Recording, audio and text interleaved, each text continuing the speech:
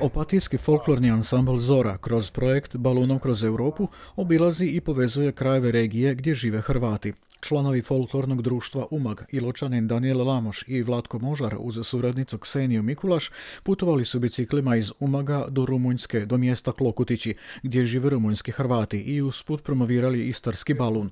Na svome su putu posjetili i HKC Bunjevačko kolo u Subotici i HKPD Matija Gubec u Tavankutu. Bila je ideja da se mi Klokotići, mi kao folklorno društvo Umag i Klokotići i rumunski Hrvati da se ispromoviramo. Svi znamo za gradišćanske Hrvate, rijetko ko zna za rumunske Hrvate.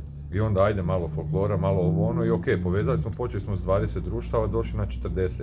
Zašto biciklina? Pa baš to da napravim jednu malo drugčiju priču, ali ovo je drugčija priča, 40 cura, jedan ples, montaža, jel? Pa, hoćemo riješiti to? Aha. Radi se dva osnovna koraka i par elemenata. To snimim i onda vidimo gdje smo si kliknuli, gdje je najbolje i ajmo. Ja sam Petra Benčik, dolazim iz Tavankuta i igram u Matija Gubec KUD-u. Sad ćemo snimiti 2-3 koreografije sa folklornim društvom, da ta suradnja se nastavlja kroz ovu cijelu priču, što je to promoviranje folklora, promoviranje Istre, istarskog plesa, narodne nošnje i svega ostalog.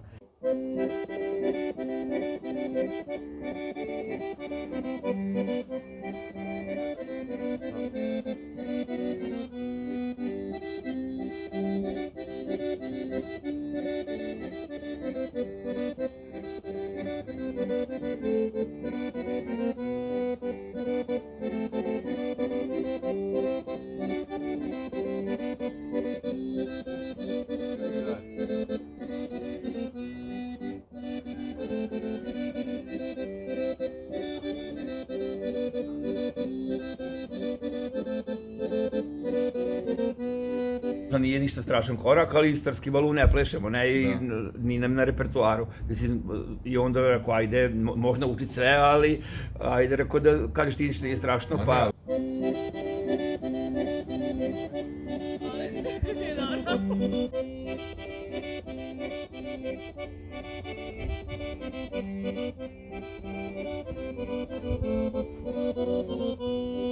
Nema, bilo je dogodovština, stvarno to nema šta, pa nas i to kad smo napravili 147 km uhvatio nas mrak, a mi nemamo noćne opreme.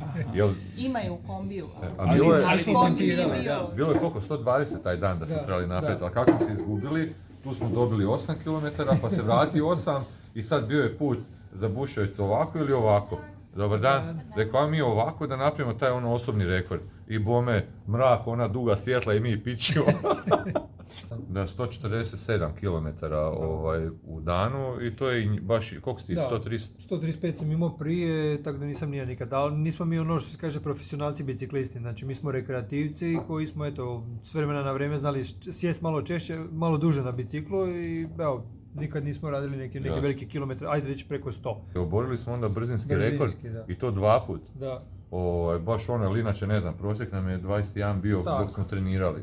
A sad je što će se skinuti, ja mislim 26, 27 da će biti. Projekt sadrži i humanitarnu crtu, naime u Slavonskom Brodu i Vukovaru donirana su financijska i druga sredstva u humanitarne svrhe.